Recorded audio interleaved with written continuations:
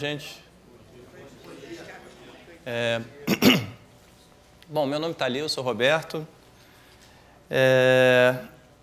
A aula da gente hoje aqui, bom, para vocês, para quem está assistindo aí pelo Brasil, vai ser uma aula baseada em 2 jogos.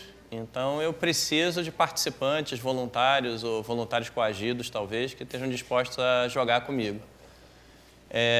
Deixa eu começar com o primeiro jogo, que é um jogo que é bem clássico. Eu vou pensar num número entre 1 e 8 e vocês têm que adivinhar o número, mas tem que adivinhar de que maneira. Vocês vão fazer perguntas que admitem resposta sim ou não. Pode ser qualquer pergunta sobre o número, né? Mas tem que ser uma resposta binária, sim ou não. E no final das contas, vocês têm que ter certeza de qual número eu escolhi. Então, vocês não precisam dizer qual é o número certo, só precisam fazer perguntas para excluir todas as possibilidades menos uma, né? Manter só um número possível no final. E, digamos, o problema matemático, que não é difícil, talvez vocês já tenham visto, é quantas perguntas a gente precisa, né? Então, vamos lá, estou pensando no número entre 1 e 8. Façam perguntas, por favor. Eu tenho um laser na minha mão aqui que eu posso apontar para... Ele é par? Ele é par? Não. Sim. Menor que 5? Sim. Muito bem. Você sabe que você está fazendo esse jogo com matemática quando começa a fazer as suas perguntas, tipo, ele é primo? Assim, não tem porquê, né? Bom, mas vamos... assim, o fato é que são necessárias o suficiente 3 perguntas, né? E a estratégia mais fácil, que não é a que vocês usaram, né? Não é nada de par, de primo, ou pelo menos uma estratégia fácil, pega os números, olha só, tem os números de 1 a 8 aí. A gente faz uma pergunta do tipo, o número está do lado de cá ou do lado de lá? E aí, no caso, né, como era o 3, eu responderia essa pergunta, ele está do lado esquerdo. Né? Vocês dividiram as possibilidades em 2, sobrou metade dos números que tinha antes. Então, de 8 possibilidades, passaram para 4. A próxima pergunta é, bom, ele é 1 ou 2, né? Ou está do lado de cá ou do lado de lá de novo? Dividiu pela metade. Então, depois da segunda pergunta, vão sobrar 2 números. Né? E a terceira pergunta é só, é o 3 ou não? Né? E aí, acabou. Certo? Essa estratégia aqui sempre funciona.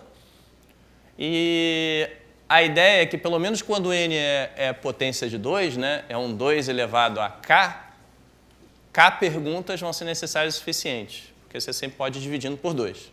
A gente depois até vai ver uma demonstraçãozinha formal disso, porque vai ser importante para a gente tentar entender o próximo joguinho. O próximo jogo já é mais legal, porque é o seguinte, é a mesma brincadeira, eu vou pensar no número entre 1 e 8, vocês vão fazer perguntas com resposta sim ou não. Só que eu tenho o direito de mentir. Uma vez. Claro que tem graça. Como assim não tem graça? Poxa, eu faço uma aula baseada nisso, você já está reclamando da minha aula, assim, tem 5 minutos que a aula começou, mas eu só vou mentir uma vez, no máximo, né? Eu posso não mentir também. Esse jogo é mais difícil para vocês e para mim também, que eu tenho que pensar no que eu estou fazendo, né? Então, eu quero jogar com vocês. Bom, eu acho que deixa eu fazer uma observação preliminar. Eu acho que está claro que a gente vai precisar de mais de 3 perguntas, né? Vocês vão precisar de mais de 3 perguntas, né? Porque se só fizerem 3 perguntas, eu posso mentir uma vez, aí vocês não sabem, né? Algum momento daquela sucessiva divisão dos números ali, pode ser que eu tenha dito uma besteira, e aí vocês não sabem o que aconteceu. Bom, então a pergunta é de quantas perguntas vocês precisam, mas vamos fazer o teste agora, né? Deixa eu pensar aqui. Ok, vamos lá, façam perguntas, por favor. Eu vou anotar as perguntas aqui para ajudar vocês. É maior que 4? Sim. Mas pode ser não. Agora é par. Ele é par? Não.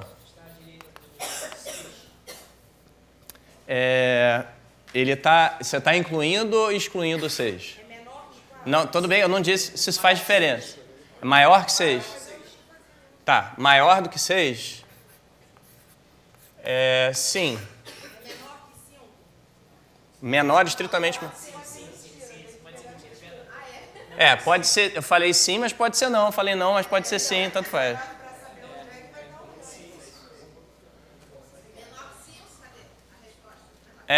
Alguém perguntou menor do que 5? Não. Menor que 3?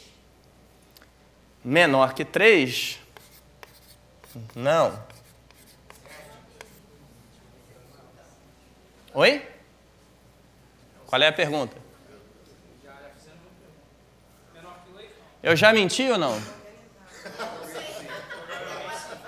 Hã?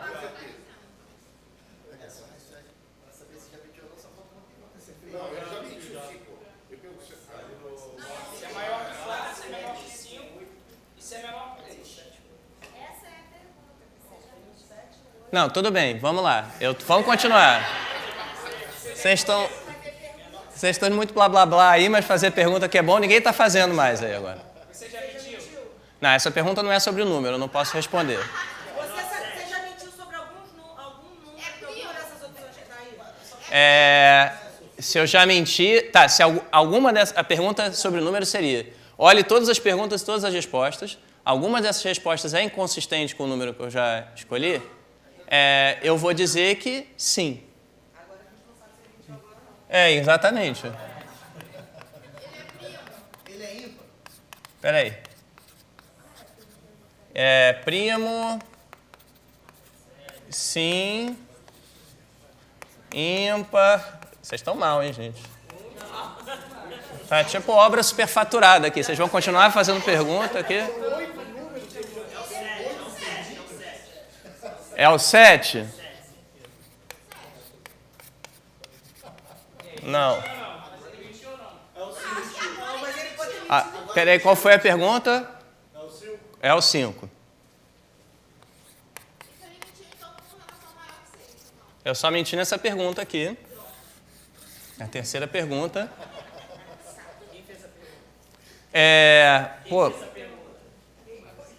Como assim, gente? Vocês estão culpando o cara que fez essa pergunta? Eu não estou entendendo isso, pô. É legal esse jogo, né? Assim, é mais divertido que o outro, que é meio... Pois é, eu sei. Mas é para isso que a gente está aqui hoje, tá vendo? A gente vai aprender que, na verdade... Isso, mas a estratégia desse jogo não é tão simples, né? Vamos também absorver vocês um pouquinho aí do pecado de ter exagerado o número de perguntas. Não... Ali, quando alguém botou como parte maior, você poderia depois fazer pergunta que é maior ou igual a 4. Isso. Tem várias estratégias que as pessoas, quando começam a pensar um pouquinho mais no jogo, se dão conta que elas podem ser úteis. Tipo, por exemplo, você pode fazer cada pergunta 2 vezes, e aí, se você tiver uma inconsistência, você faz a terceira para conferir. E aí o cara foi pego na mentira, né? Quantas perguntas você precisa no pior caso, se você usar essa estratégia? Não, no pior caso, Vamos lá. A gente precisava de 3 perguntas quando não tinha mentira, né? Então, no pior caso, você vai fazer 6 perguntas, e mais uma, porque eu posso na última rodada fazer uma inconsistência, né? Sobraram 3 e 4, por exemplo, naquele exemplo. Aí nessa você pergunta, é o 3? Eu digo, sim. É o 3? Não. Aí você pergunta pela terceira vez. Então, essa estratégia de repetir precisa de 7 perguntas, né? Só que dá para fazer com 6. E 6 é o melhor número. Não é muito fácil ver o porquê, mas a gente vai aprender o porquê aqui hoje. Vocês querem arriscar jogar de novo, não? Para ver o que acontece? Não? Será que sai com 6? Será?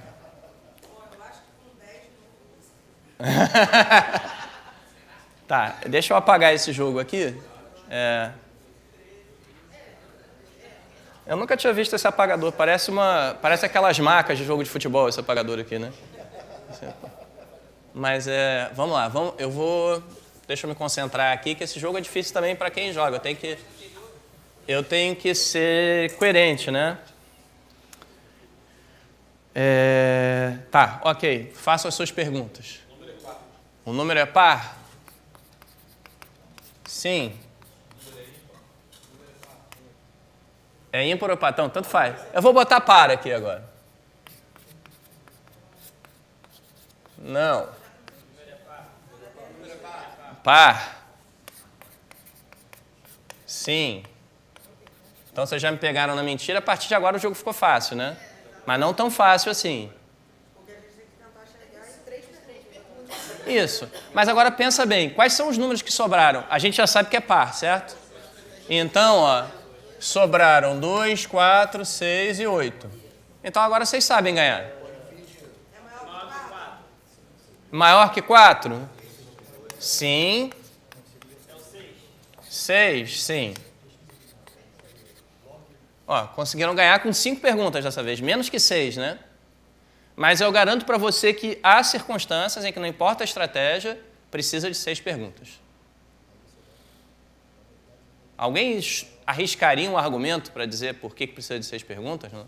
Também não é simples provar isso não, mas a gente vai provar.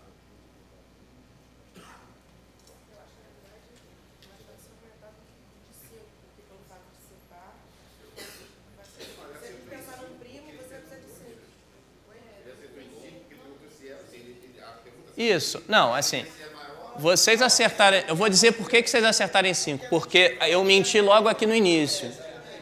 Eu gastei a minha mentira logo aqui no início. Eu decidi aqui, quando eu digo que eu tenho que me concentrar, é porque, para eu ser coerente, eu escolhi o número. Isso é uma coisa já importante para vocês pensarem. Eu escolho o número e o momento que eu vou mentir na minha cabeça antes do jogo começar. Então, aqui eu decidi, eu escolhi o 6 e eu vou mentir na segunda pergunta. E aí vocês se deram bem porque vocês me pegaram na mentira aqui e a partir daqui passou a ser um jogo com 4 números, vocês precisavam de 2 perguntas para chegar ao número correto. Tá certo? Se eu não tivesse mentido na segunda pergunta, a vida de vocês ia ficar mais complicada. Por exemplo, eu ter respondido aqui par sim, aí vocês iam fazer outras perguntas, podia deixar para mentir no final, que nem eu falei, né? Que em algum sentido é o pior caso, porque quando você está prestes a tomar a decisão, né, chegar... E aí aparece uma mentira e vocês têm que checar o que vocês estão fazendo, digamos assim. Tá, então, bom, o tema da nossa aula é tentar entender esse jogo. A gente vai, na verdade, vai ver qual é a melhor estratégia para escolher um número entre 1 e 8, quer dizer, adivinhar um número entre 1 e 8 com uma mentira. E a gente vai também, quer dizer, nas notas lá no texto que eu fiz, tem uma estratégia que não serve só para n igual a 8, serve para outros números, mas é uma prova matemática mais complicada. Eu posso falar dela um pouquinho no final, aqui para a gente ver o que acontece. Mas o principal é a gente fazer esse caso do n igual a 8, mas eu queria também falar que é o seguinte, a gente tem... Em primeiro lugar, esses jogos aqui são estudados por gente que faz pesquisa em matemática. E a versão que é estudada não é só um número entre 1 e 8 com uma mentira, é um número entre 1 e n, e o respondente pode mentir até k vezes, né? Não precisa mentir todas as k vezes, pode mentir o número de vezes que ele quiser entre 0 e k. E por que as pessoas estudam isso? Bom, o problema é legal, né? É um jogo bacana, a gente pode pensar aqui como é que seria se eu escolhesse o número entre 1 e 8, mas eu pudesse mentir 2 vezes. Seria bem mais difícil para vocês. Mas a pergunta é por que alguém se preocupa com isso, além, digamos assim, da recreação, né? E tem uma razão... Bom, esse aqui que foi o cara que aparentemente inventou o jogo, ele também inventou a bomba atômica. Eu não sei dizer se tem uma relação entre essas duas coisas.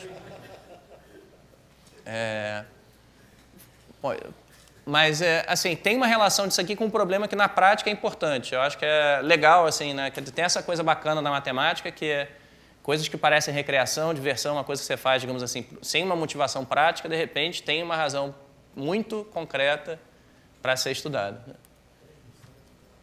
E a ideia é a seguinte, imagina que você tem um satélite ou uma sonda espacial mandando informação para a Terra, né? A gente sabe que com o computador, hoje, a comunicação tende a ser digital. E isso, numa primeira aproximação, significa que para mandar qualquer mensagem para a Terra, o satélite ou a sonda espacial vão mandar uma sequência de zeros e uns. Aí tem essa primeira coisa que é, como é que a gente pode se comunicar com zeros e uns, né? Eu quero contar pro Patrick, ganhei na pelada ontem, né? Como é que eu mando essa mensagem com zeros e uns? Bom, eu não sou um satélite, nem o Patrick é a base na Terra, mas vocês entenderam.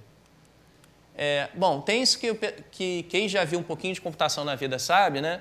Que tem uma tabela chamada tabela ASCII, que representa cada caractere, né? Por uma sequência de zeros e uns.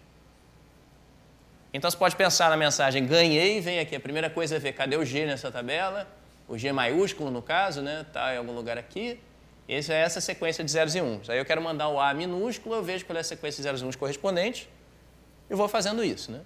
Bom, isso aqui eu estou dizendo para vocês, então, para convencê-los de que é perfeitamente possível mandar qualquer mensagem escrita usando zeros e uns.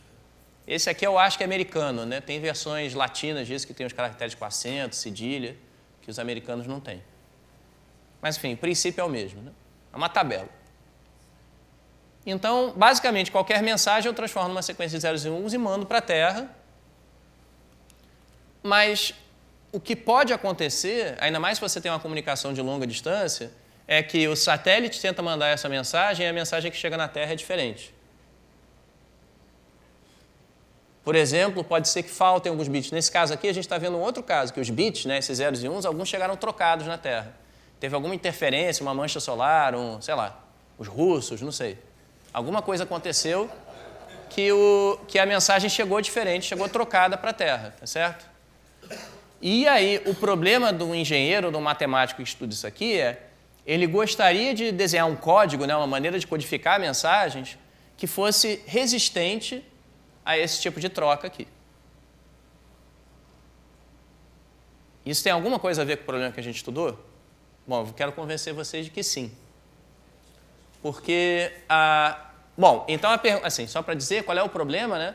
Você vai transmitir zeros e uns, alguns zeros e uns vão chegar trocados na Terra, e você ainda assim quer recuperar a mensagem original. Então, talvez você não possa usar aquela tabela ASCII lá. Você tem que fazer uma coisa ligeiramente diferente. Mas como é que a gente determina o quanto precisa de redundância, né? Que, claro, eu vou ter que mandar mais bits para a Terra do que eu mandaria de outro modo. Para se eu perder um pouquinho de informação aqui, eu poder compensar colar. Mas o que isso tem a ver com adivinhar o número, né? Eu vou trocar um pouquinho o problema, ao invés de ser um número entre 1 e 8, eu vou pensar um número entre 0 e 7. Está claro que isso dá no mesmo, né? Mas a vantagem disso é que eu consigo escrever esses números em binário, entre 0 e 7, com 3 bits. Aqui, 3 zeros e uns, né? Binário é grego ou binário faz sentido para as pessoas? Base 2, né? E aquela estratégia que eu falei para o jogo sem mentiras, a gente pode pensar que ela vai revelando um bit, né, um dígito de cada vez desse número em binário. Quando eu pergunto, o número está para cá ou para lá, isso é a mesma coisa que eu perguntar, é verdade que o primeiro dígito desse cara, na base 2, é 0? Né? Ou é 0 ou é 1, 0 está para cá, 1 está para lá. Aí agora eu vou perguntar sobre o segundo. E eu vou descobrir que o segundo dígito é 1 e o terceiro dígito é 0 naquele exemplo. Certo? Então, tem uma relação entre o jogo que a gente jogou sem mentira e essa codificação. Cada número, é como você pode imaginar, de qualquer maneira, um número, para aquele jogo dar certo, né? Um número tem que ser representado por bits, por zeros e uns. Basicamente corresponde a resposta não e resposta sim naquela brincadeira. Tá certo? De qualquer maneira que a gente jogue o jogo de adivinhar um número, a gente pode pensar que cada resposta que vai sendo dada é um 0 ou 1, é um bit de informação a respeito daquele número. E aí, bom, eu vou pular isso aqui, depois eu vou voltar para esse ponto, mas o ponto é o seguinte, se a gente pensa nisso, então, o jogo de adivinhar tem uma relação com a transmissão de informação. Resposta sim ou não corresponde a dígitos 0 e 1 em algum código, alguma representação do número. Então, agora a gente pensa, a que corresponde a mentira? A mentira corresponde a um sim que virou não ou a um não que virou sim. Ou seja, ela corresponde a um 0 que virou 1 ou a um 1 que virou 0. Então, esse problema de transmissão de informação com erros é basicamente a mesma coisa que esse problema de adivinhar um número com mentiras. Eu tenho que criar uma sequência de perguntas que vai me permitir recuperar o número, né, que seja um código bom, uma codificação do número, ainda que alguns zeros virem uns e alguns uns virem zeros. Faz sentido o que eu estou falando, gente? Eu não estou querendo entrar, assim, não é esse problema que a gente tem aqui hoje, mas eu acho legal de ver que tem uma coisa matematicamente sofisticada, importante para a engenharia, por trás de um jogo que aparentemente é divertido, mas é bobinho, que a gente vai estudar aqui hoje. Então, eu acho esse tipo de coisa bem legal de contar para aluno, assim, porque... bom, enfim, né, existe esse chavão de que matemática está em tudo, a gente gosta de falar dessas coisas, mas eu acho bom quando a gente pode não só dizer isso, mas demonstrar isso em algum caso concreto, né? E esse aqui é um caso que, à primeira vista, não tem nada a ver com o mundo real, né? O jogo não tem nada a ver com o mundo real, mas na prática realmente é um problema importante. Bom, tá, isso aqui, na verdade, isso não devia estar nessa apresentação. Então eu vou simplesmente fechar a apresentação. Vamos ignorar a apresentação aqui. Porque agora eu quero convencer vocês de que... bom, isso aqui é de uma outra palestra que eu dei, eu não sei por que esse slide está aqui, mas agora eu quero tentar entender junto com vocês duas coisas. A primeira que eu disse, seguinte, são 2 teoremas, se a gente quiser, né? Vamos, assim, quando a gente tem um problema matemático que não é fácil, eu já falei que entender esse jogo com mentira não é fácil, né? Às vezes é boa ideia a gente começar por um problema parecido e mais simples, para a gente começar a entender, né, a construir uma ideia clara do que está acontecendo. E esse problema que a gente vai começar mais simples é o jogo sem mentira.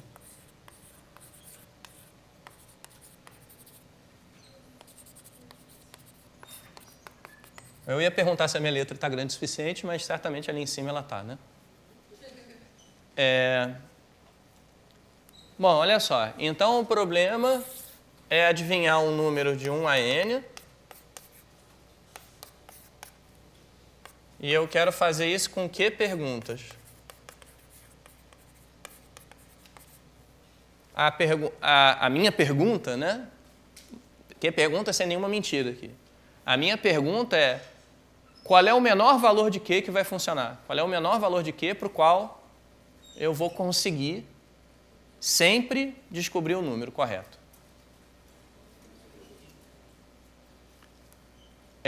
Vamos dizer que esse número aqui é uma potência de 2, só para facilitar. No nosso exemplo né? Nosso exemplo é n igual a 8, é 2 elevado a 3. A pergunta é, para quais valores, né? Qual é o menor Q para o qual o negócio funciona? Para qual você consegue adivinhar o número? É o próprio K, né?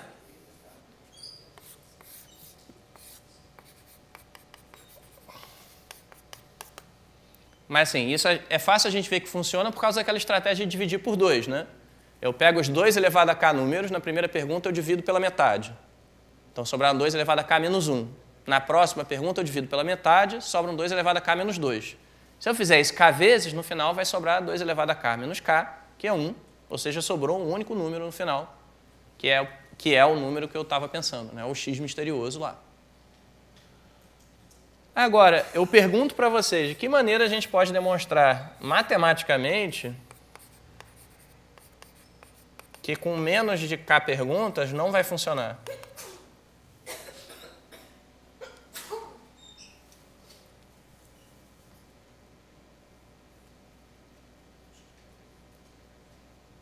Próxima palestra que eu der, eu vou trazer aquele barulho do grilinho para acionar nessa...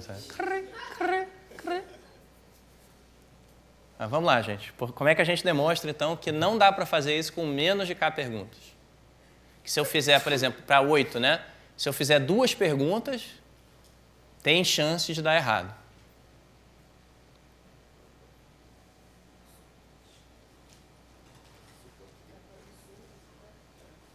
Oi? Bom, vamos lá. Suponha que dê. Não, não sou eu que estou tentando, é você que tem que tentar. Espera aí, vamos fazer essa divisão de trabalho direito aqui. Você supõe que dá. Então você começa dizendo que existe a possibilidade de ser menor. Mostra primeiro no caso. Você vai mostrar que você não vai conseguir dividir 2 elevado a K por exemplo, K menos 1 vezes e chegar em 2 únicas respostas. Em 2 opções. Uma única opção.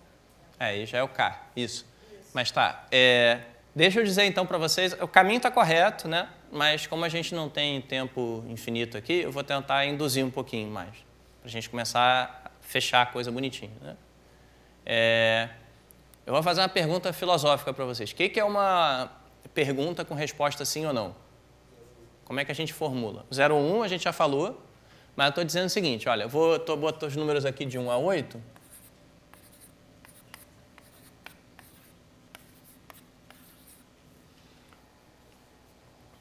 E a gente tem que pensar, digamos assim, conceitualmente, em como é que a gente...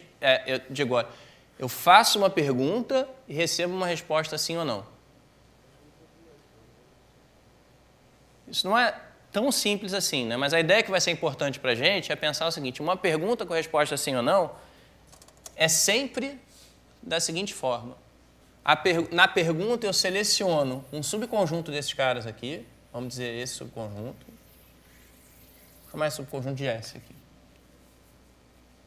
E a minha pergunta sempre é uma coisa da forma, o número está ou não está em S?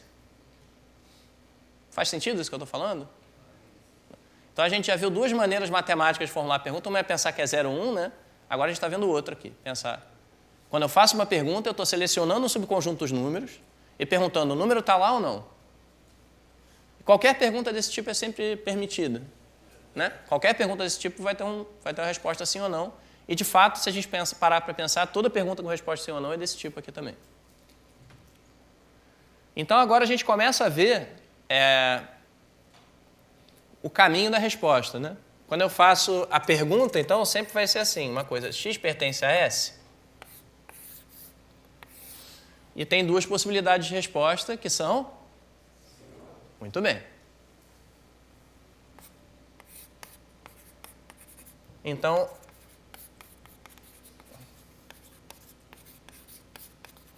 nesse caso aqui, sobram os elementos de S. O que eu quero dizer com sobram? Quero dizer que os números fora de S foram excluídos, o x não pode ser um elemento fora de S, ele tem que ser um elemento dentro de S. Bom, se eu responder não,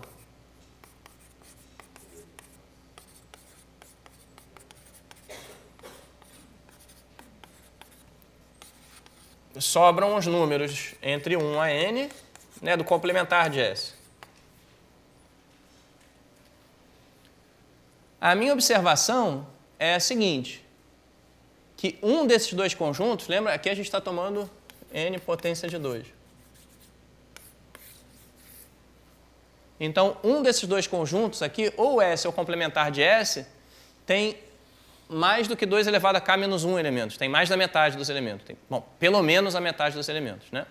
Se o S tiver metade dos elementos, então tanto ele quanto o complementar tem a metade. Se o S tiver mais que a metade, bom, ele tem mais do que a metade. Se ele tiver menos que a metade, o complementar tem mais do que a metade. Por que eu estou dizendo isso? Para dizer o seguinte, que no pior caso, né, no caso, vamos dizer, da pior resposta, sobram mais do que... Bom, sobram pelo menos 2 elevado a k menos 1, né, que é n sobre 2 possibilidades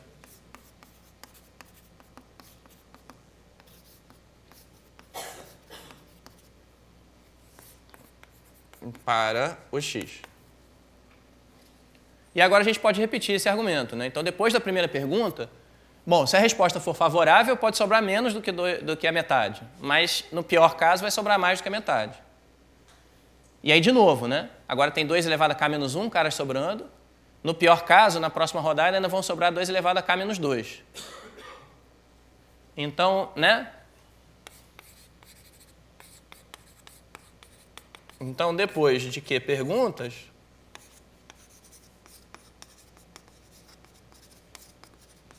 podem sobrar, de fato vão sobrar no pior caso, 2 elevado a k menos q elementos. O nosso objetivo é que no final das perguntas só sobre um cara, né? Mas então, se o q é menor do que o k, não tem como isso acontecer. Se o q for menor do que k, esse k menos q aqui é 1, 2, alguma coisa, esse número, essa potência de 2 é 2, 4, coisa assim. Então, isso aqui é um argumento. O argumento é dizer o seguinte, uma pergunta, no fundo, ela pega todos os números que ainda são possibilidades viáveis para o x, ela quebra esse conjunto em duas metades, e uma dessas metades, quebra esse conjunto em duas partes, né, o S, o complemento de S, e uma dessas partes tem pelo menos metade dos elementos que ainda estão sobrando. Então, isso daqui é uma maneira da gente dizer que aquele argumento de dividindo por 2, né, o conjunto de números viáveis, é a melhor coisa que a gente pode fazer mesmo. A gente não vai conseguir né, eliminar mais do que metade das possibilidades em cada rodada com absoluta certeza. A gente pode dar sorte. Pode, na primeira pergunta, se perguntar o número é o 7 e C. Né? Mas se a gente não der sorte, então vão sobrar mais possibilidades do que a gente gostaria.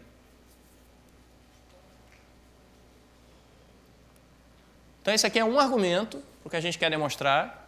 Eu vou dar um outro argumento que é talvez um pouquinho mais formal. Isso aqui dá para a gente formalizar um pouquinho mais. Mas que... Bom, ela é só uma outra versão disso aqui. Né?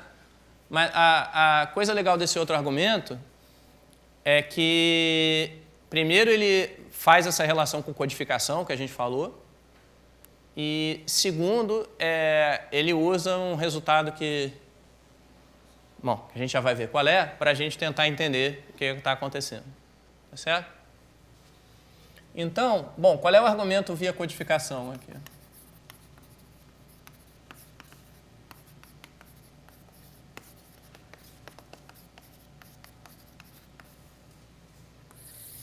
O argumento via codificação é o seguinte, vamos imaginar,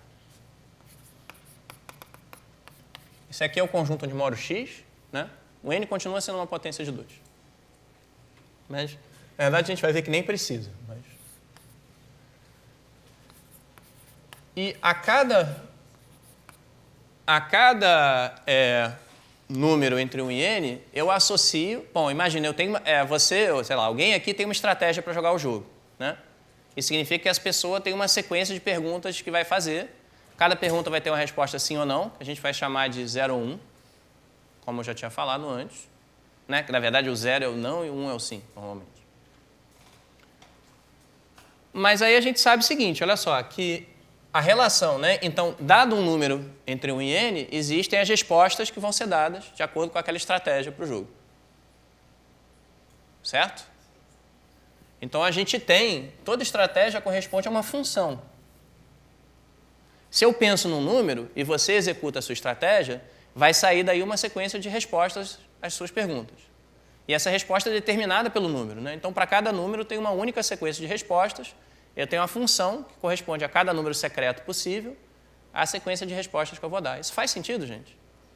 Tem um certo grau de abstração envolvido aqui. Né? Mas o que eu estou dizendo é simples. Para cada número tem uma sequência de respostas. Então, tem uma função.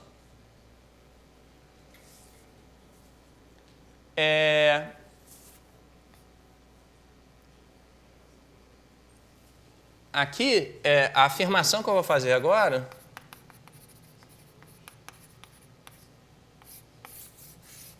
é que se... bom, são duas afirmações, na verdade, numa só. Para o jogo dar certo, ou seja, para adivinhar um número, a φ deve ser injetiva.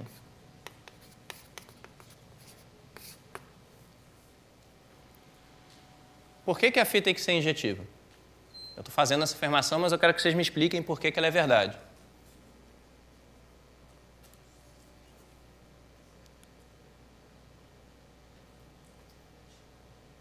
Estou sentindo mais uma oportunidade perdida de usar o barulhinho do grilo agora. Assim, esse é o tipo de argumento abstrato que, depois que a gente vê, fica mais claro, né? Mas assim, até a gente juntar tudo na nossa cabeça, não é necessariamente óbvio o que está acontecendo. Olha só.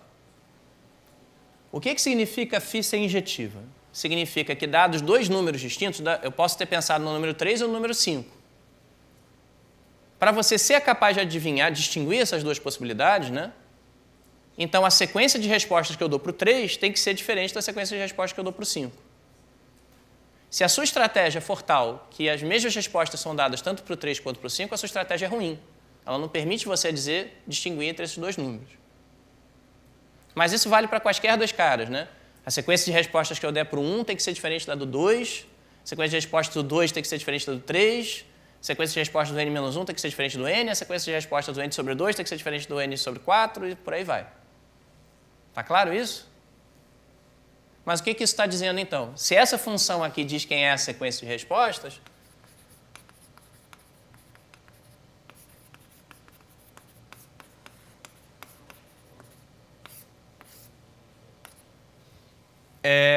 essa função aqui, ela tem que ser injetiva. Números diferentes têm que conduzir a sequências de respostas diferentes.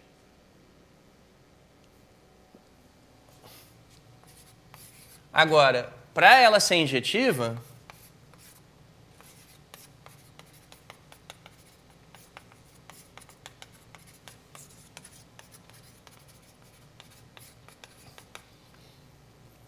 eu tenho dois conjuntos finitos aqui. E eu vou dizer o seguinte, para ela ser injetiva, para uma função entre dois conjuntos finitos ser injetiva, é preciso que o domínio tenha, no máximo, tantos elementos quanto o contradomínio. Bom, vamos... então, isso no caso vai querer dizer que n tem que ser menor ou igual a 2 elevado a q. Aqui tem 2 elevado a q elementos, não é isso? E aqui tem n. Bom, vamos ver por quê, né? Por que para a função ser injetiva o domínio tem que ter menos elementos, tem que ter no máximo o número de elementos do contradomínio, né? A gente pode pensar numa coisa tipo o princípio da casa dos pombos, né? Para pensar o contrário, né? Imagina que o domínio tem mais elementos que o contradomínio. Isso significa, então, os elementos do domínio são os pombos. E os do contradomínio são as casas, né? Se eu tenho mais pombo do que casa, alguma casa tem 2 pombos. Isso significa que tem 2 elementos do domínio que têm a mesma imagem lá no contradomínio. Bom, a conclusão que eu cheguei, então, é que se o contradomínio tem menos elementos que o domínio, não tem como ter uma função injetiva entre eles. Certo? Então,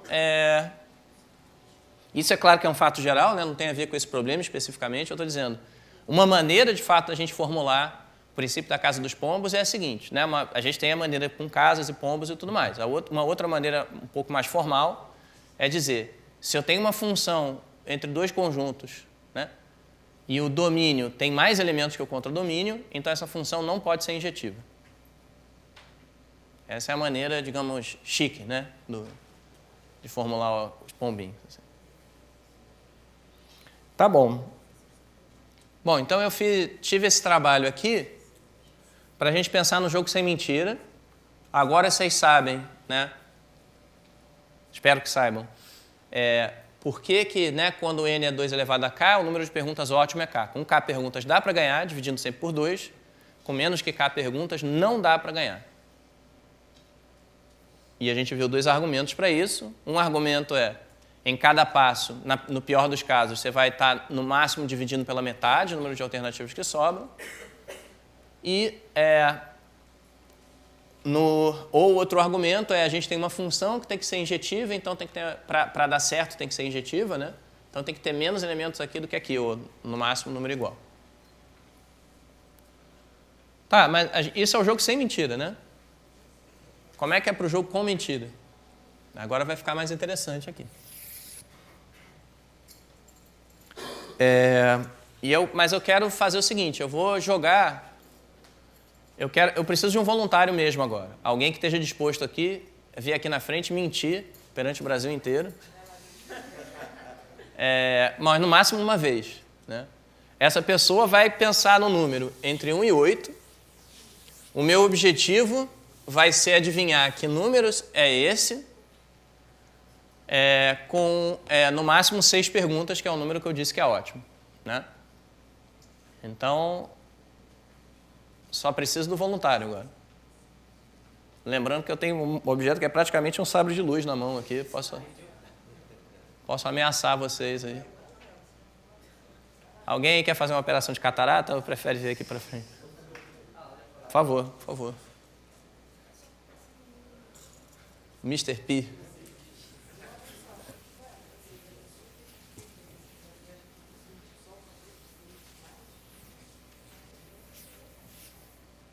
Tá bom, então olha só, eu vou começar o jogo aqui, eu já vou dar, né? Eu não quero que vocês saiam sem saber como é que joga o jogo direito. Então eu vou começar aqui com uma coisa que vocês vão entender por que eu estou fazendo. Eu vou ter 2 caixas de números que eu vou atualizar ao longo da jogada. Enquanto isso, vai pensando no número, em que momento você vai mentir, tudo mais. As 2 caixas de números vão ter, aqui vai ter os números saudáveis. Aqui vai ter os números feridos. e vão ter os mortos que eu vou apagar simplesmente do quadro. Então, tem 3 categorias de número em qualquer momento do jogo. Então, por enquanto, todo mundo está saudável. 1, 2, 3, 4, 5, 6, 7, 8. A gente já vai ver o que quer dizer esse saudável e ferido, tá? Mas vamos lá, eu vou fazer uma pergunta. O seu número é algum dos números de 1 a 4? Não. Não é um dos números de 1 a 4. Significa o seguinte, vou pegar todos os números aqui de 1 a 4 e eles foram negados agora pela resposta dele. Ele disse que não pode ser, né? Eu não sei se ele mentiu ou falou a verdade, mas eu vou dizer, esses números estão feridos. Eles já foram negados uma vez. Esses aqui não estão feridos. Eles não foram negados nenhuma vez, então eles estão saudáveis. O seu número é algum dos números de 3 a 6? 3 a 6. Não é, você disse. Então, os números de 3 a 6 foram negados, não é isso? 3 e 4 já foram negados 2 vezes. Mesmo que ele esteja mentindo, eu posso garantir que não é nenhum desses dois aqui. Os 5 e 6 agora foram negados uma vez, então eles estão feridos. Bom, 3 e 4 morreram. O número morto é o número que foi negado 2 ou mais vezes. Tá certo? O seu número é algum dos números entre 5 a 8? Não é um dos números de 5 a 8. Então, esses aqui foram negados 2 vezes. De feridos, eles passaram a mortos. E agora, eu tenho esses 2 caras aqui que foram negados uma vez. Repara que eu estou na melhor situação possível aqui. Por quê? Me sobram quantas perguntas? Eu fiz quantas agora? Eu fiz 3, sobram 3. Eu consigo acabar o jogo agora com 2 perguntas.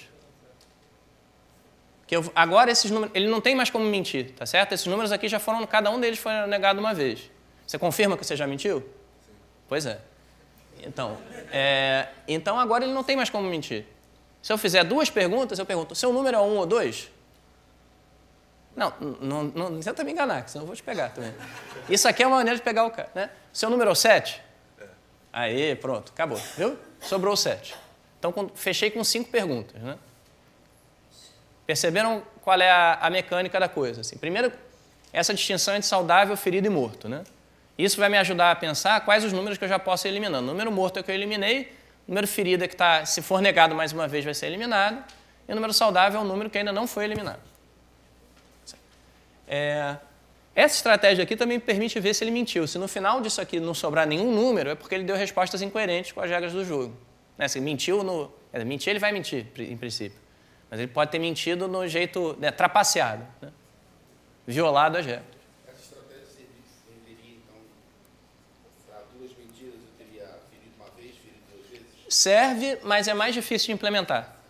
No sentido que, e essa ideia de saudável e ferido, isso, você pode dizer ferido uma vez, ferido 2 vezes, essa ideia vai continuar se aplicando. Mas não é tão simples inventar uma regra que vai funcionar. Eu vou dizer agora qual é a regra que eu estou usando. Olha, obrigado. Qual é o seu nome? Leon. Obrigado, Leon. Salve de palmas para o Leon.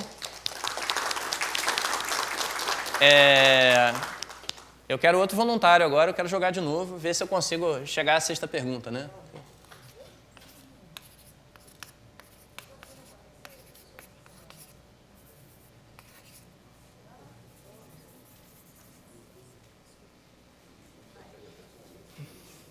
Sim, claro. Aqui. Deixa eu botar aqui só para ficar claro que esse é um argumento sem mentira. Depois a gente vai ter que ver um argumento.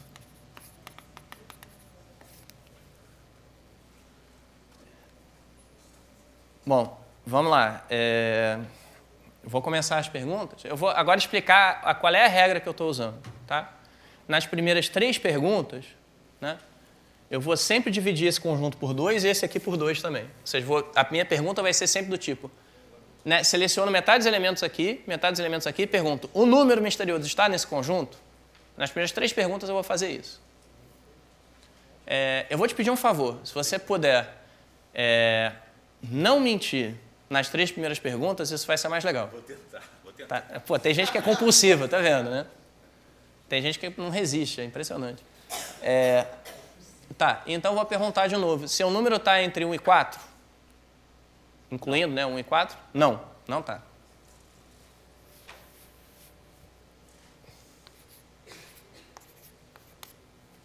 o seu número está entre 3 e... Bom, repara, eu peguei metade aqui. Agora eu vou pegar metade de cada lado, vou pegar esse... Podia fazer qualquer escolha de metade, né? Mas eu vou fazer a mais bonitinha, quer dizer, seu número está entre 3 e 6, porque eu pego 2 ali e 2 aqui. Né?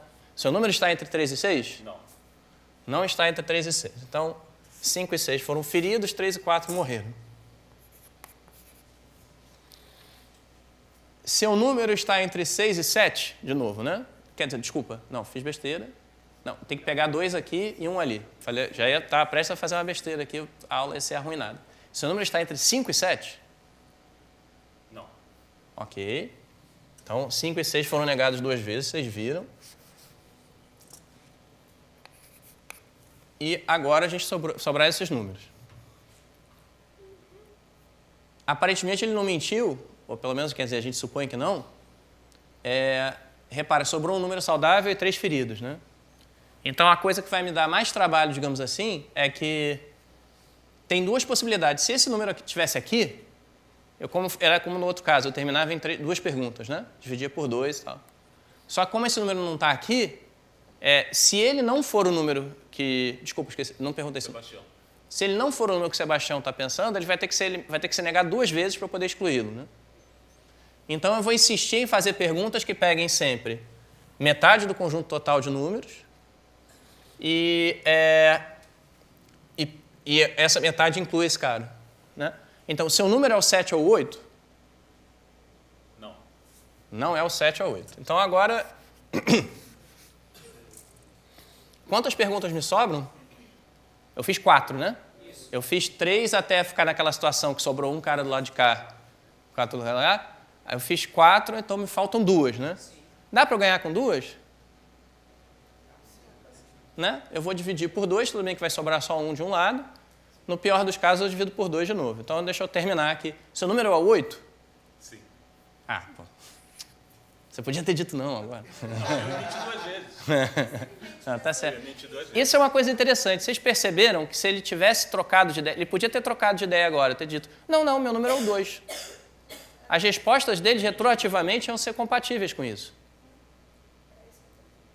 Que é interessante, né? Então, você pode pensar, essa estratégia ganha o jogo, mesmo que o mentiroso possa mudar de ideia ao longo do jogo sobre que número ele escolheu. Contanto que ele dê respostas coerentes, né? Retroativamente com o cara final, está tudo bem. Quer dizer, está tudo bem no sentido, eu não saberia dizer, se ele não tivesse me dito, né? Que ele mudou de ideia no meio do caminho. Mas, de qualquer maneira, ficou claro que dá para ganhar, né? Quer dizer, no pior caso, meio que o pior caso para o jogo é quando você... Quer dizer, na jogada, quando a gente chega nesse ponto aqui, podem acontecer 2 coisas. Uma é que eu faço as 3 perguntas que estão sobrando, né? E eu elimino esses 3 caras, quer dizer, eu pergunto, é um desses 2? Aí fala sim, aí eu elimino 2. Eu vou eliminando, né? A outra que pode acontecer é que em algum momento eu nego esse cara, mas aí um exercício ver que sempre o número de perguntas que vai sobrar é suficiente para eu me dar bem. Por exemplo, se na primeira pergunta é 7 ou 8 e ele diz sim, então eu vou eliminar o 1 e o 2 e continua dando certo. É um exercíciozinho bem simples. Está feito nas notas no caso mais geral, mas não é difícil de fazer também. Bom, então, salva de palmas para o Sebastião. Então, qual é a estratégia ótima para repetir, né? Bom, eu tenho 6 perguntas, eu vou ter o primeiro bloco das 3 primeiras e as 3 últimas. A estratégia ótima nas 3 primeiras é dividir os 2 grupos por 2 e fazer uma pergunta que exclua metade de cada conjunto, né? Então, na primeira eu sempre peguei esse aqui. Aí, bom, até agora todo mundo respondeu dizendo que esses caras não eram desses caras, né? Todo mundo, os 2 responderam, mas vamos dizer que não fosse esse. Aí, então, ao fim da primeira rodada, sempre vão sobrar 4 saudáveis e 4 feridos. Aí eu repito, pegando metade desses caras aqui. E aí, não importa o que acontecer, né? Respondendo sim ou não, 2 números vão para cá, 2 números vão sair feridos e 2 números daqui vão morrer. Então, vamos dizer que a resposta foi sim, o número é 3, 4, 5 ou 6, então 3 e 4 permanecem saudáveis, 5 e 6 morrem, ficou 1 e 2 aqui. Na terceira pergunta, eu divido por 2 de novo aqui, escolho um desses caras, digo, é o 1, 2 ou 3, né? E aí vamos dizer que a resposta é sim, Então, 7 e 8 morrem. Peraí. E o 4 fica ferido, exatamente. Então, ao fim de 3 perguntas, eu sempre estou... Ou já foi todo mundo ferido, ou eu tô, e aí é uma situação boa, que eu sei que com 2 perguntas acaba, ou eu estou nessa situação aqui, e aí é o exercíciozinho de ver que com 3 perguntas você acaba. Você sempre faz perguntas do tipo, é esse cara um dos que estão sobrando aqui? Se a resposta for sim, vou embora 2, você está bem, porque aí você ainda tem que... você pode até desperdiçar a pergunta atirando nesse cara 2 vezes aqui, né?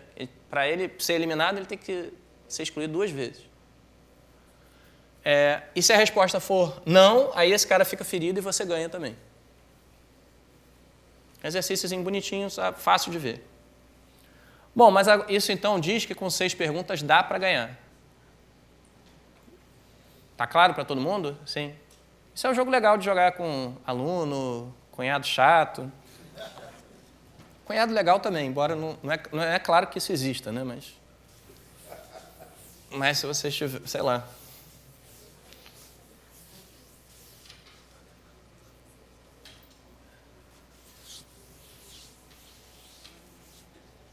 Tá bom, então, a gente tem... Bom, todos esses problemas com jogos, que a gente quer saber o melhor que dá para fazer, no caso, o melhor é qual o número mínimo de perguntas que eu preciso para ganhar. Né? Todos esses problemas, quer dizer, quase todos esses problemas, a gente resolve com uma estrutura comum de solução, que foi a que a gente usou no caso do jogo sem mentira, que é a seguinte. Para mostrar que eu consigo ganhar com certo número de perguntas, eu mostro uma estratégia para vocês. Ó, faça isso e verifique que sempre vai funcionar. Ou eu demonstro para vocês aqui que sempre vai funcionar. No outro caso, a estratégia era simples, era aquela de dividir por 2. Então, se você tinha números entre 1 e 8, numa rodada eu ficava com 4 possibilidades, na outra com 2, na outra com 1, ganhei com 3 perguntas. Aqui é uma estratégia mais complexa, que tem esse conceito de saudável, ferido, morto. Tem uma regra, digamos assim, a estratégia é diferente para as 3 primeiras perguntas e para as 3 últimas, mas eu acho que está claro, pelo menos está quase claro, que dá para ganhar desse jeito aí. Então, essa é a parte, digamos, positiva, né? A parte de dizer, com 6 perguntas eu consigo. A outra parte da solução desse tipo de problema é você mostrar que com menos perguntas não dá para fazer. E foi nesse caso que a gente teve esse argumento mais abstrato aqui, e aquele outro de dividir por 2, né? A gente precisou de algum outro argumento matemático para dizer que né, não dá para fazer com menos perguntas. Então, agora eu vou provar um teorema mais geral, que não vale só para o 8.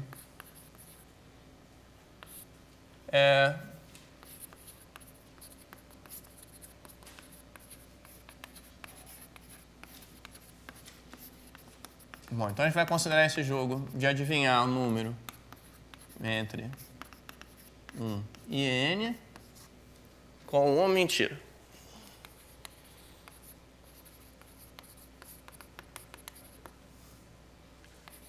Se...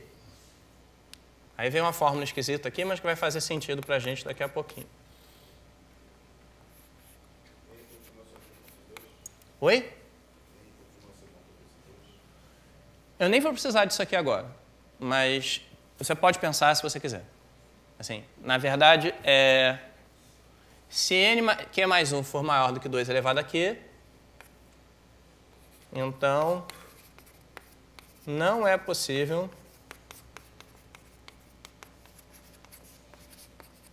que o jogo sempre dê certo.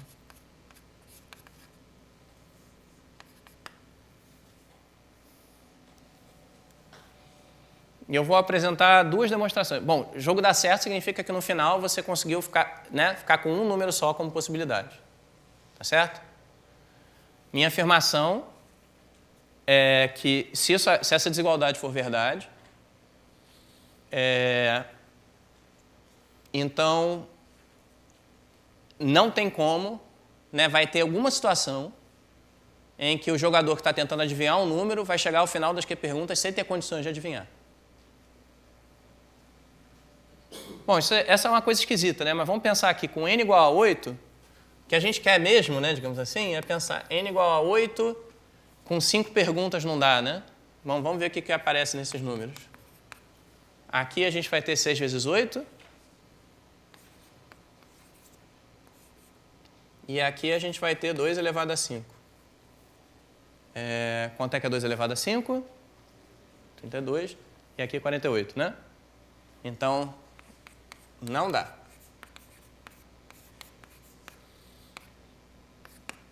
Com 6 perguntas dá. Com 5 não dá. Então, 6 perguntas é o menor número possível, certo? Então, bom, uma vez que a gente souber isso aqui, vocês vão saber que a minha estratégia aí de saudáveis, feridos, etc., é a melhor possível no sentido que nenhuma outra estratégia pode se dar bem com um número menor de perguntas. Ok, como é que a gente faz isso, então, para demonstrar? Tem 2 maneiras, e as 2 maneiras são análogas ao que eu mostrei para vocês no caso do jogo sem mentira. Agora, as 2 se baseiam numa coisa que é sutil.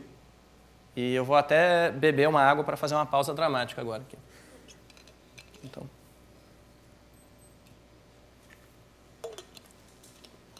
Vocês lembram que lá no início, quando eu era o cara guardando o número misterioso e vocês tentando adivinhar, eu disse o seguinte, que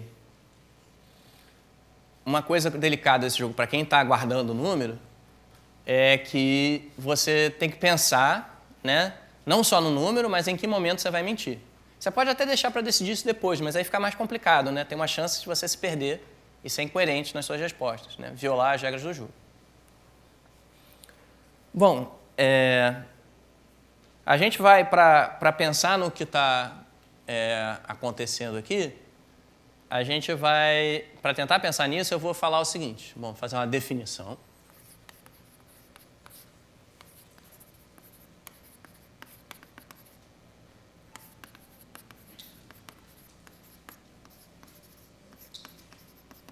Uma estratégia para o cara que está guardando o número, né?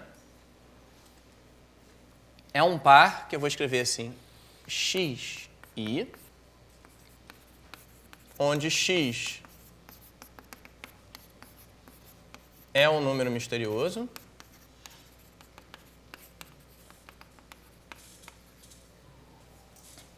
e i, que é um número que eu vou botar de 1 até q mais 1, é o momento da mentira.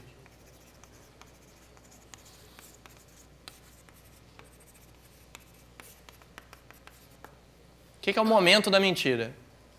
Quando eu escolho o par xi, significa que eu escolhi um número x, esse é um número misterioso, e i significa que eu vou mentir na 10ª pergunta. Por que eu botei o i variando de 1 até q mais 1? Porque como tem q perguntas, se eu escolher o i igual a q mais 1, significa a minha decisão de não mentir, que é um direito meu, certo? A regra do jogo diz que eu posso mentir, mas ela permite que eu não minta. Posso mentir no máximo uma vez. Então, quando eu falei que eu tinha que guardar, né, não só o número, mas o momento da mentira, é isso aqui. É esse par ordenado aí. Bom, esse par ordenado mora num certo conjunto que é um produto cartesiano. Bom, nada demais, né? Cartesiano de 1 a n vezes 1 até q mais 1. Quantos elementos tem esse produto cartesiano? Vamos lá, gente. Vamos lá. O Brasil está vendo que vocês estão quietos aí. Produto cartesiano dos números de 1 a n com os números de 1 até q mais 1.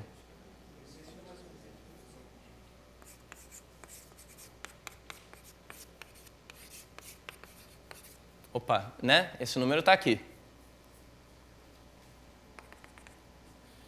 Certo?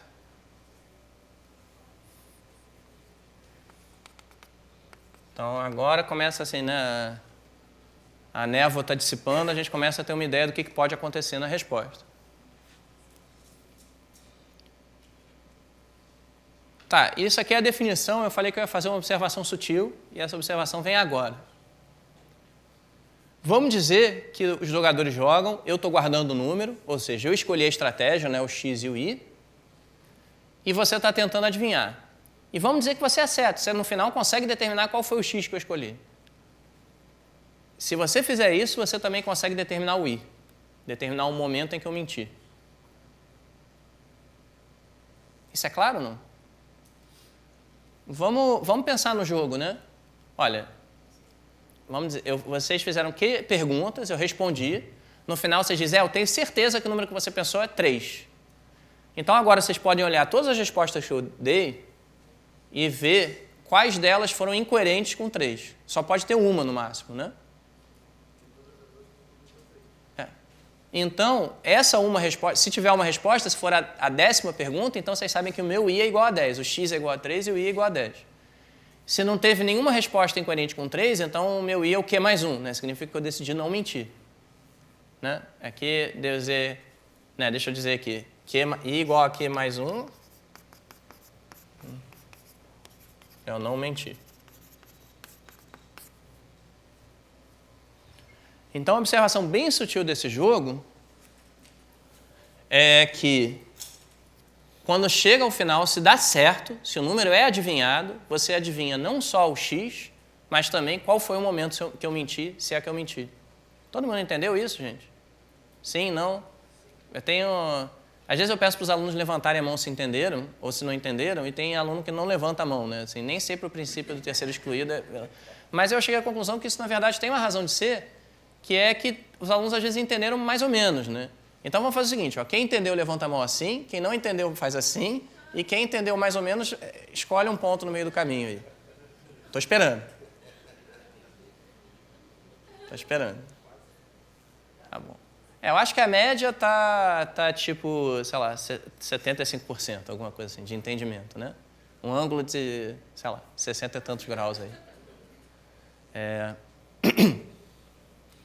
Então, vamos falar, o que eu estou querendo dizer se eu quiser falar em linguajar matemático, né?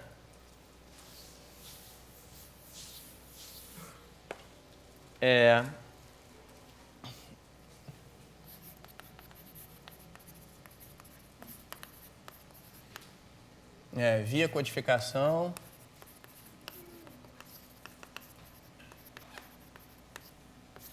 agora com mentira.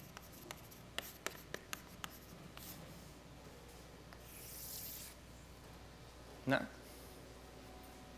Bom, de novo, a gente vai tentar pensar numa função que especifica para cada pensamento do cara que está guardando o número as respostas que ele vai dar.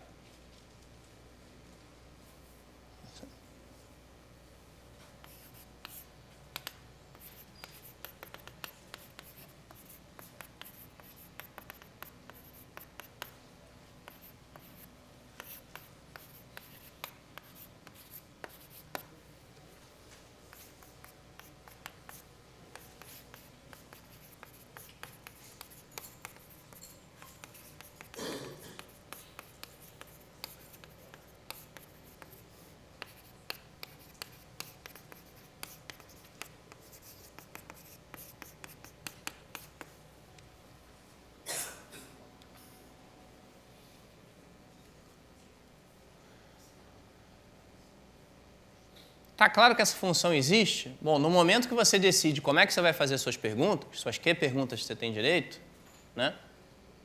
E do momento que eu penso na minha estratégia, ou seja, no meu x e no meu y, no momento de mentira, vocês concordam que as respostas já estão todas determinadas? Assim?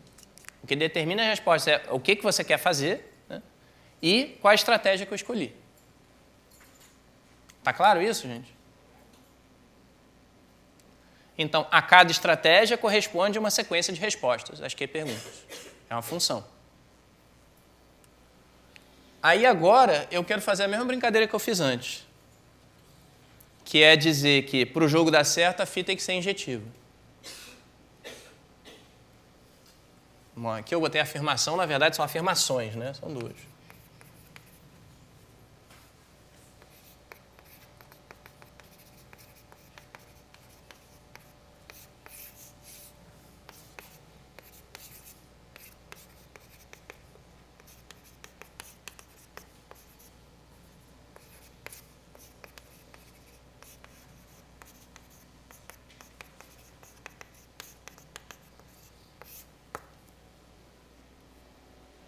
Eu vou apagar esse lado aqui para a gente usar esse, digamos assim, como caderno para a gente pensar, nesses poucos minutos que nos restam, por que isso é verdade. E aí deixa eu dizer, bom, se a gente aceitar essa afirmação, que a φ tem que ser injetiva, aí a gente termina que nem da outra vez. Porque a gente, para existir a φ injetiva, a gente precisa que o domínio tenha no máximo o número de elementos do contradomínio, certo? Que é o n vezes q mais 1, vocês acertaram esse número aqui do produto cartesiano, menor ou igual do que 2 elevado a q. Então, se é para dar certo, isso aqui tem que ser satisfeito. Se essa desigualdade não é satisfeita, vai dar errado. Não tem como ganhar sempre. Tá certo? Então, os passos são análogos aos de antes, só que o passo 1 aqui é um pouco mais difícil da gente enxergar. Mas, de novo, uma vez que a gente tem a certeza que a φ tem que ser injetiva, o argumento, de novo, é o argumento de casa dos pombos, né? Aquele argumento que, se aqui tem mais elementos do que aqui, não pode existir uma função injetiva daqui para cá.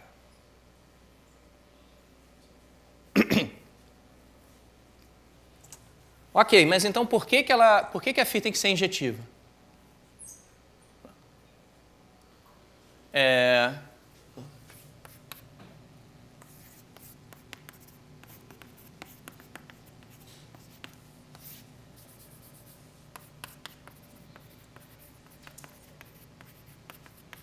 Imagina o seguinte, que tem dois pares que têm o mesmo valor de φ. O que significa isso no jogo? Isso significa que tem duas estratégias que eu posso escolher que vão resultar na mesma sequência de respostas.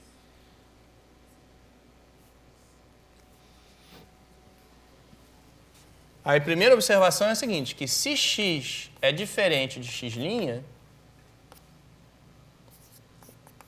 o jogo não vai dar certo.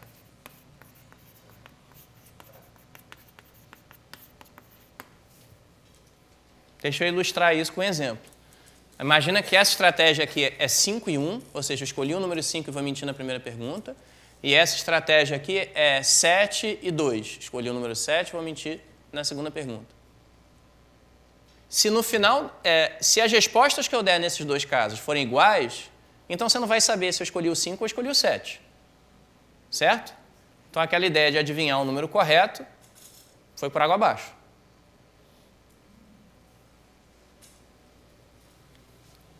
Mas então, isso aqui é uma contradição que eu estou querendo provar que quando dá certo, a φ é injetiva, né?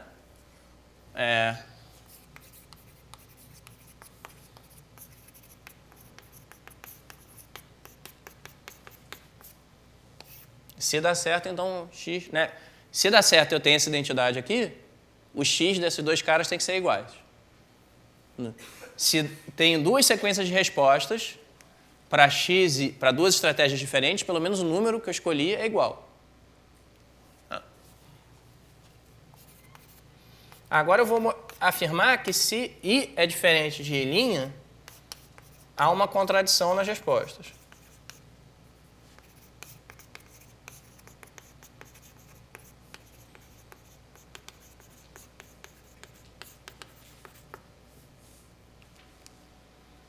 E essa é a parte mais sutil da parte sutil, né?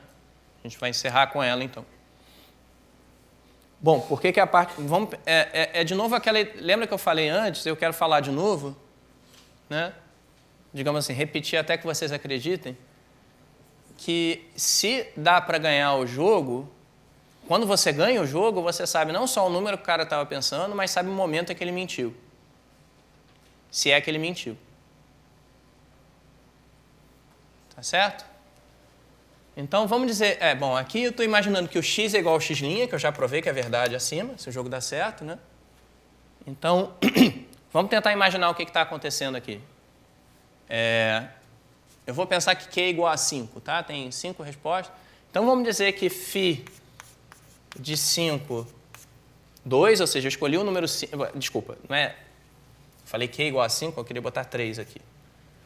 Eu estou pensando no número entre 1 e 8, o número é 3, e resolvi mentir na segunda pergunta, e eu estou tomando q igual a 5. 5 perguntas que eu sei que vai dar ruim, né? Então as minhas respostas são sim, não, não, sim, não, sim, não. Tá certo? E eu estou supondo que para outra escolha, né, de momento de mentir, as respostas foram iguais a essas, né?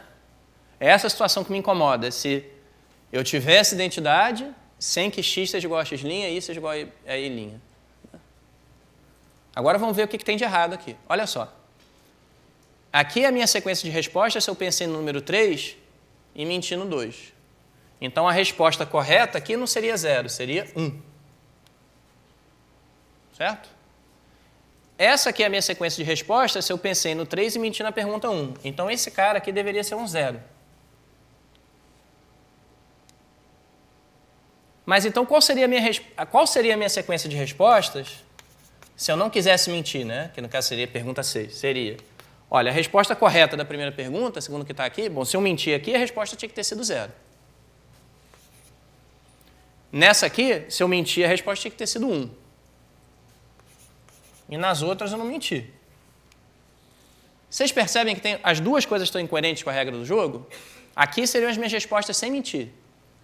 Nesse caso, eu vejo duas diferenças entre as respostas sem mentir, que significa duas mentiras. E nesse caso também. Eu vou repetir o experimento aqui para ver como é que a gente está. Braço, nada, tudo, médio. Tá, vamos de novo pensar aqui. Olha só, a gente está comparando, então, né, as respostas que eu dou no jogo quando eu decido mentir na segunda pergunta, quando eu decido mentir na primeira pergunta e quando eu decido não mentir. Por definição da regra do jogo, eu só posso mentir uma vez. Então, a diferença entre as respostas quando eu não minto e as respostas quando eu minto só pode estar numa posição. Certo? Mas agora observa. Se essas são as minhas respostas quando eu minto na segunda pergunta, então aqui devia ter 2. Aqui devia ter 2 não, aqui devia ter 1. Né? Ao invés do 0, 1. Aqui, a minha resposta, aqui, se eu mentir na primeira pergunta, ao invés do 1, devia ter um 0. E todo o resto está certo, né? Mas isso é uma contradição, né? Olha só, então as respostas corretas, sem mentira, seriam essas aqui. E agora eu estou vendo que, por exemplo, esse cara aqui, ele não é diferente só numa posição, ele é diferente em duas posições do cara sem mentira. Então aqui corresponderia a um mentir 2 vezes. Aqui também, esse cara é diferente em 2 posições. Então corresponderia a um mentir 2 vezes.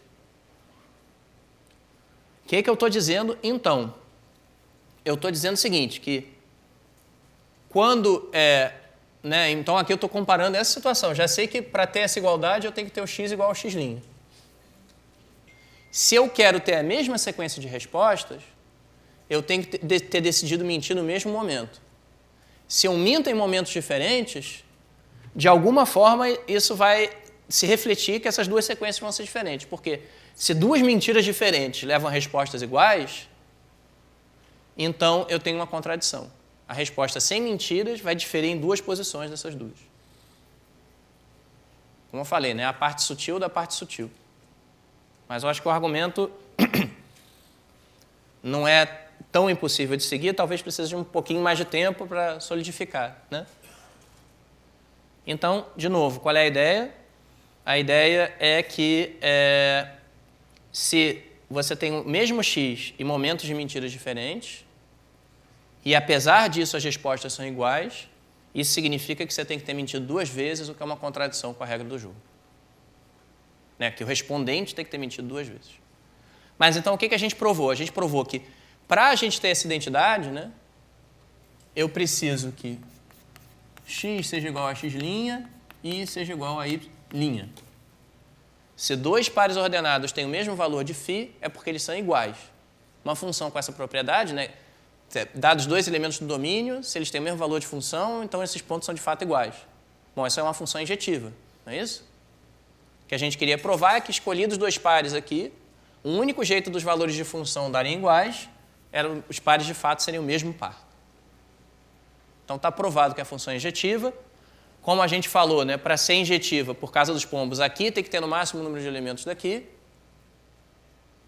Mas então a contrapositiva disso é que se o número de elementos do domínio é maior do que o do contradomínio, não tem como aquela função ser injetiva, não tem como você ganhar o jogo sempre. Não tem como adivinhar o número sempre. E aí, como a gente observou, no caso, né, que n igual a 8, isso significa que com 5 perguntas não dá para ganhar o jogo. Com 6 dá, então está encerrado. Antes de fechar de vez, deixa eu dizer o seguinte. Eu falei que eu ia dar 2 argumentos para isso aqui, mas o tempo já acabou, então deixa eu ser breve. Tem um outro argumento para a gente mostrar que isso aqui tem que, né, que se isso aqui vale não dá para ganhar, que é o seguinte. Lembra aquele argumento que a gente deu antes, que tipo, cada resposta divide o conjunto de números viáveis por 2? Então você tem que ter um número de respostas suficiente para, né, para dividir até só sobrar um cara, né? Esse foi o primeiro argumento que eu dei. Aqui tem um argumento parecido, que diz o seguinte, cada resposta divide o conjunto de estratégias viáveis por 2. Você está jogando comigo, eu estou guardando aqui minha estratégia e você está tentando adivinhar qual é a minha estratégia. Então, você sabe, em cada pergunta que você faz, você vai eliminar algumas estratégias e vai dizer, não é mais possível que ele tenha escolhido x igual a 3 e mentido na pergunta y igual a 4. Mas vai sobrar pelo menos metade, no pior caso, sobra pelo menos metade das estratégias que eu tinha antes. Dá um pouquinho mais de trabalho de formalizar, mas a ideia é a mesma. Bom, gente, é isso. Agradeço aí a atenção de vocês. Espero que vocês se divirtam jogando isso aí.